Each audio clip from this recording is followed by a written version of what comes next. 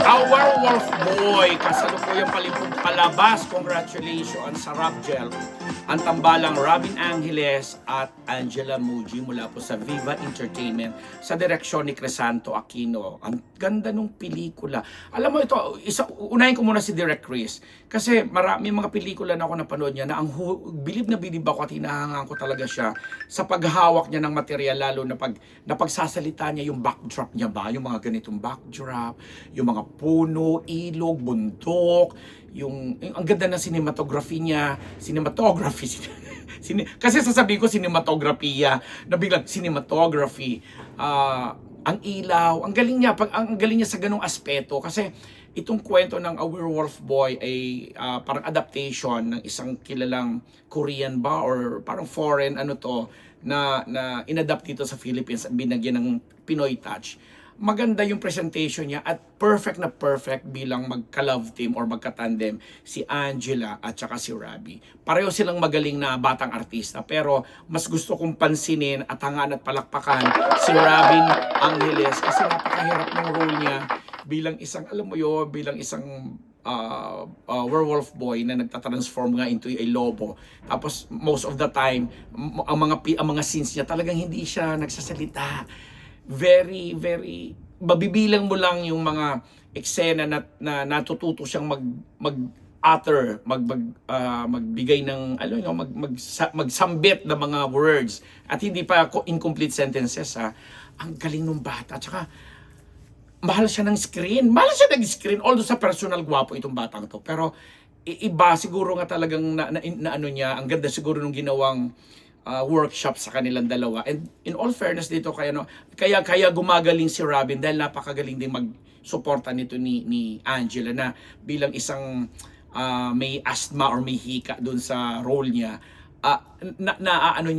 Nagawa niya through the facial expression and body movement yung role na kinukol para doon sa isang babae o bagets na babae na nagkaroon ng attachment doon sa ayoko na ikwento. Basta panoorin niya, palabas pa rin po yan at hinahangaan din natin dyan ng isa sa mga famous nating komedyante na si Candy Pangilinan. Bilang nanay siya ni Angela dito, ang husay-husay. Alam mo, kahit seryoso yung eksena, tapos may backdrop nga ito kasi nangyari ito mga 70s. Ang ginawa nilang 70s yung eksena na may mga issue tungkol sa mga NPA, mga kilusan, kontra yung mga kumukontra sa gobyerno. Pero yung the way na tinatakel ito at dinideliver ni Candy Pangilinan, ibang klase. At saka yung mga dramatic moments, kaya rin palang mag-drama nito ni Candy. Ang husay niya doon. Plus yung mga ibang kasama nila mga bata doon Plus of course, gusto nating papurihan si Miss Lorna Tolentino. Paano ba naman ting hindi papupurihan ng isa sa pinakamagaling na actress natin dito sa bansang ito, na meron siyang very special role, cameo role siya kasi siya yung present yung karakter ni Angela Muji kasi parang may flashback. Siya yung present ngayon na kondisyon at kailangan from Greece, kailangan umuwi nila ng Philippines kasi may something. Ay, ang ganda.